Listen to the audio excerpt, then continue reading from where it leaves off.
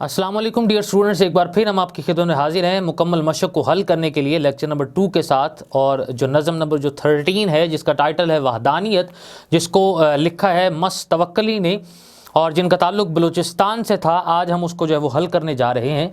जिसमें सवाल नंबर 1 हमारे पास ये है कि नज़म वहदानियत के मतन को पेश नज़र रखते हुए दर्ज झैल सवालात के दुरुस्त जवाबात पर सही का निशान लगाएं। इसमें जो स्टेटमेंट नंबर 1 है वो हम आपके सामने यहाँ पर उसके एग्जैक्ट आंसर यहाँ पर लिखेंगे।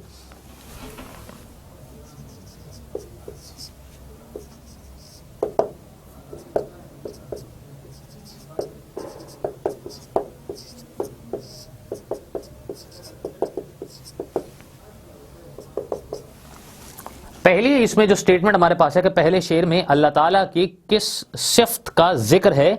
ऑप्शन अलिफ हमारे पास है वहदत व यकताई, ऑप्शन बे हमारे पास है सतवत, ऑप्शन जीम हमारे पास है रहमत और ऑप्शन दाल हमारे पास है शफकत। इसमें जो ऑप्शन अलिफ है वो इसका इसमें एग्जैक्ट आंसर है।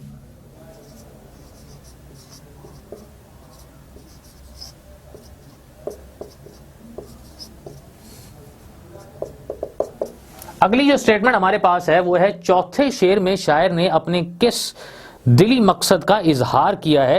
ऑप्शन अलिफ अपनी मगफरत का हसूल, ऑप्शन बे अल्लाह की रहमत का हसूल, ऑप्शन जीम अल्लाह के जलवे का हसूल और ऑप्शन दाल तौबा की तौफीक का हसूल। इसमें जो ऑप्शन जीम हमारे पास है वो इसका एग्जैक्ट आंसर है।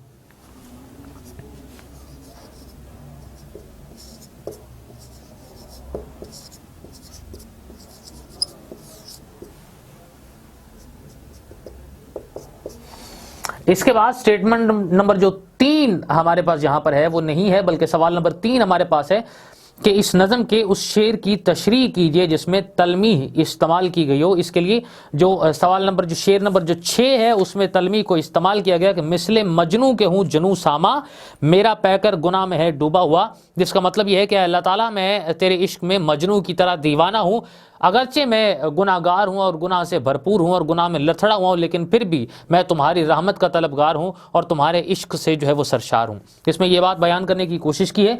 और इसके बाद सवाल नंबर 4 हमारे पास है कि इस नज़म का मरकजी ख्याल लिखिए जो 3 सत्रों से ज़्यादा ना हो।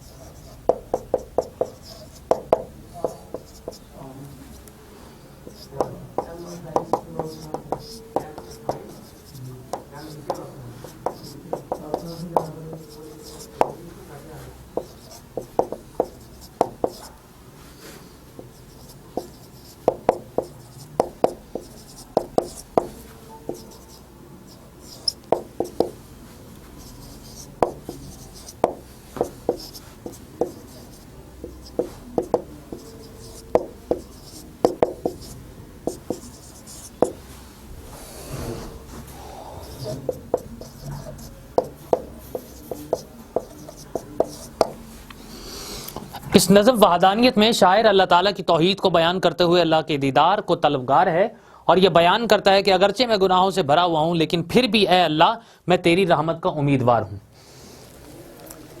इसके बाद हमारे पास एक सवाल रहता है जी कि इस नज़म के तमाम कवाफी को अलग अलग करके लिखें।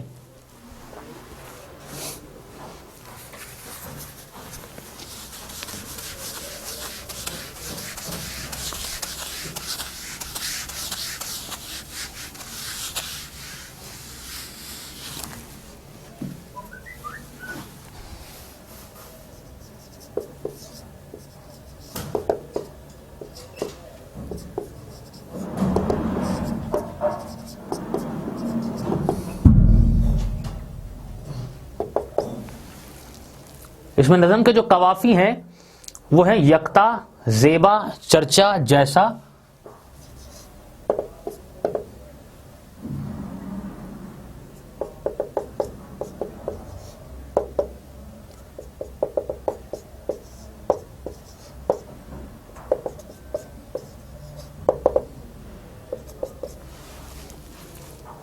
इसके बाद हमारे पास है जी जलवा फरमा, डूबा सौदा।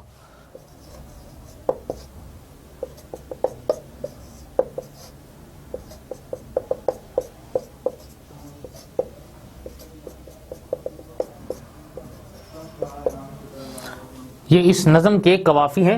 हमारे पास अगला जो सवाल नंबर 6 है हमारे पास कि शायर को गुनाहगार होने के बावजूद किस बात का सौदा है, जिसका जवाब है अल्लाह की रहमत का।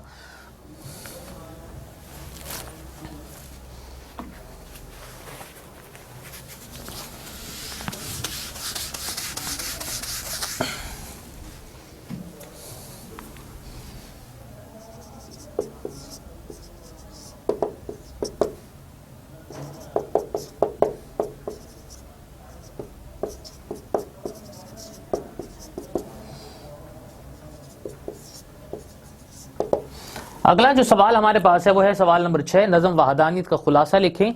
सो इसके लिए आप लेक्चर नंबर जो 1 है उसमें मुकम्मल तौर पर इसकी वजाहत जो है, इसका खुलासा है, जिसको आप वहां से कंसल्ट कर सकते हैं। सवाल नंबर 7, वहदानियत किस शायर के कलाम का तर्जुमा है, जिसका जवाब है जी मस्तवकली।